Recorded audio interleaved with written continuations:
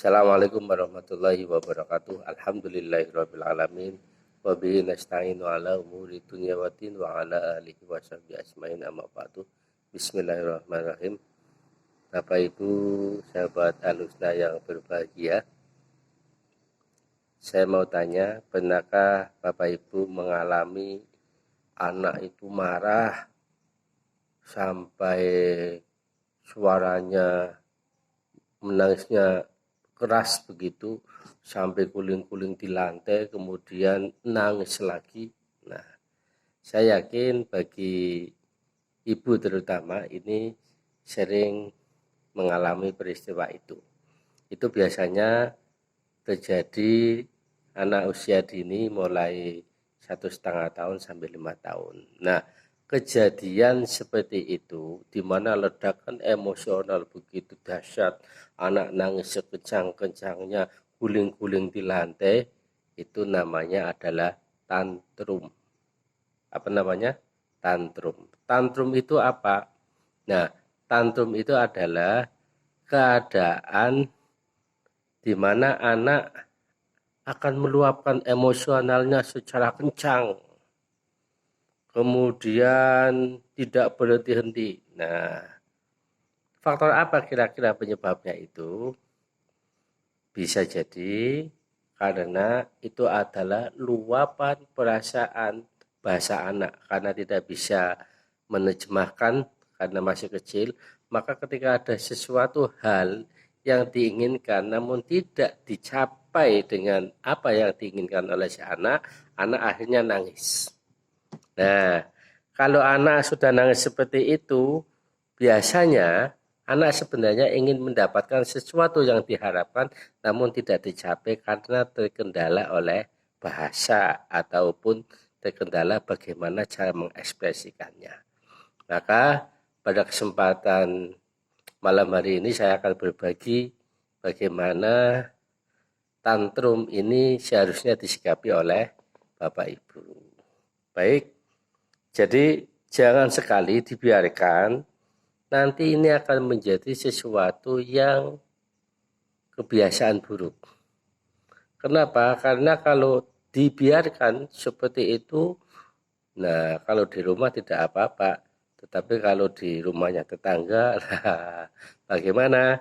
Nah, kan tidak enak juga toh. Nah, jadi mulai sekarang hal semacam itu jangan dibiarkan terus-menerus terjadi pada anak. Kuncinya apa? Nah, untuk malam hari ini saya kasih resepnya nih. Untuk hari ini saya kasih materinya nih ya. Jadi bagaimana mengatasi anak ketika dalam keadaan tantrum. Seperti biasa, yang pertama itu kita harus tetap tenang. Kenapa kita harus tetap tenang? Ketika anak itu marah, luapan emosinya menjadi-jadi, kemudian kita ikut marah, maka anak akan menjadi korban.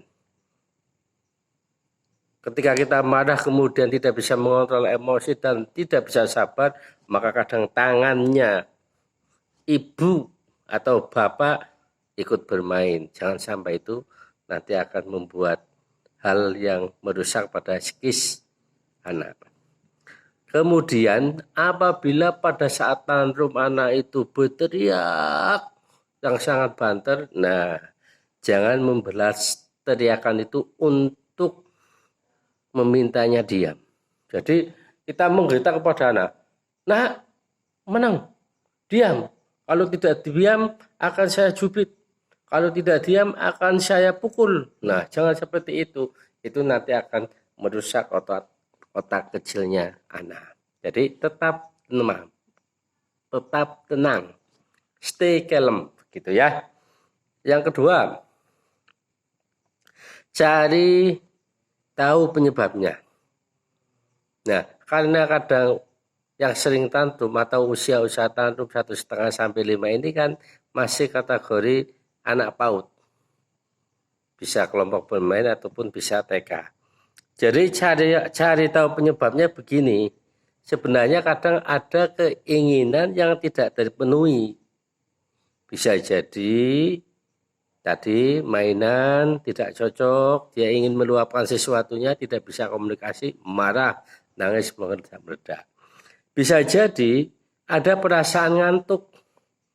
Kalau orang Jawa mengatakan tidak bisa ngawiti. Jadi anak kalau ngantuk kadang tidak bisa tidur. Sekali lagi istilah Jawa tidak bisa ngawiti. Artinya memulai bagaimana dia tidur nggak bisa, harus temani ibunya. Kalau bahasa Jawanya adalah dikeloni ibunya baru nanti bisa. Nah, kalau anak belum bisa komunikasi lagi, biasanya tantrum terjadi karena lapar. Nah, ini saya menganalisa istri saya, kadang ketika sudah jam 11, bawaannya anak yang usia 3 tahun itu kok muring-muring, marah-marah. Oh, ini berarti ini waktunya makan atau setelah makan nanti tidur. Nah, kadang tidak mau makan, tapi kok nangis terus. Begitu dibawa ke kamar, kemudian dikeloni sekali lagi. Ini adalah bahasa Jawa, bahasa Indonesia adalah ditemanin tidur. Nah, maka anteng, maka tenang dan pulas dalam tidurnya. Itu yang kedua. Sekarang yang ketiga, alihkan perhatian si kecil. Anak kecil itu gampang lupa terhadap hal-hal yang baru. Coba dikasih mainan yang baru. Begitu sudah mainan seret, dia lupa kalau punya mainan baru. Nah, termasuk alihkan perhatian yang kecil ini bagaimana? Nah, mungkin dialihkan seperti ini. Dek, nak, kemarin mainan yang lalu itu loh masih bagus. Ayo dibuat mainan lagi.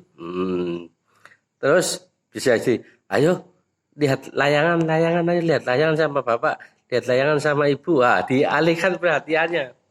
Ayo melihat topeng monyet. Ayo di sana ada. Lah, ini adalah hanya untuk mengalihkan seperti itu. Jadi ketika anak itu marah, tantrum, biasanya kita bisa mengalihkan dan anak itu diam. Kalau bahasa Jawanya dieneng-enengi gitu ya. Yang keempat, jangan memukul anak atau menggetak. Begitu nangis, hei menang. Nah, itu namanya menggetak. Jangan sampai, apalagi sampai memukul. Karena kalau menggetak saja pun otak kecilnya anak ada putus, apalagi memukul akan timbul beban atau sakit psikologi. Karena apa? Berarti secara tidak langsung kita mengajarkan tentang kekerasan. Na'udzubillah min dalik. Na'udzubillah min dalik. Nah, yang keempat sudah tadi, jangan memukul anak atau membentaknya. Sekarang yang kelima. Dekati anak dan peluk. Nah, biasanya ini saya sering menolong anak saya. Artinya begini, kadang sama ibunya bermasalah. Artinya bermasalah, sedang meledak-meledaknya tantrum itu, kemudian nangis gulung-gulung di lantai. Saya datang sebagai pahlawan. pahlawan ya. Saya datang sebagai pahlawan. Kemudian saya langsung ajak anak saya peluk, saya lus-lus, saya usap-usap pinggangnya, di mana ini punggungnya, saya lus-lus. Ada apa? Ayo ikut bapak, ayo lihat ini, ayo ikut bapak jalan-jalan pakai sepeda. Lah, ini pelukan sang ayah bisa jadi sebagai pahlawan ketika sedang tantrumnya di hadapan ibu. Tetapi kalau tantrumnya terhadap atau bersama ayah lagi tantrum, nah ibulah menjadi penyelamat atau menjadi pahlawannya. Jadi harus ada take and give, menerima dan memberi. Makanya kata bahasa Inggrisnya, love is understand each other. Cinta adalah saling memahami. Jadi kalau saya dengan anak lagi ada sedikit masalah, ibu datang untuk memberikan kenyamanan. Kalau ada masalah dengan ibu, maka saya datang untuk memberi kenyamanan. Baik Bapak, Ibu, dan sahabat Portal Husna, tantrum ini sekali lagi jangan diterus-teruskan atau dibiarkan. Harus ada sinergi yang positif antara suami istri untuk bagaimana tantrum ini tidak terjadi terus-menerus. Maka tadi tips-tips yang sudah saya kasihkan ini bisa menjadi sebuah sarana untuk belajar bareng, mendidik dan membantu proses tumbuh kembangnya anak, terutama di usia 1,5 sampai 5. Tadi yang pertama saya review, yaitu kita harus tetap tenang. Kemudian yang kedua, cari tahu penyebabnya apa. Yang ketiga, alihkan perhatian si kecil. Dan yang keempat, jangan memukul atau membentaknya. Terakhir yang kelima, yaitu dekati dan peluk, ya, dan diusap-usap bagian belakang.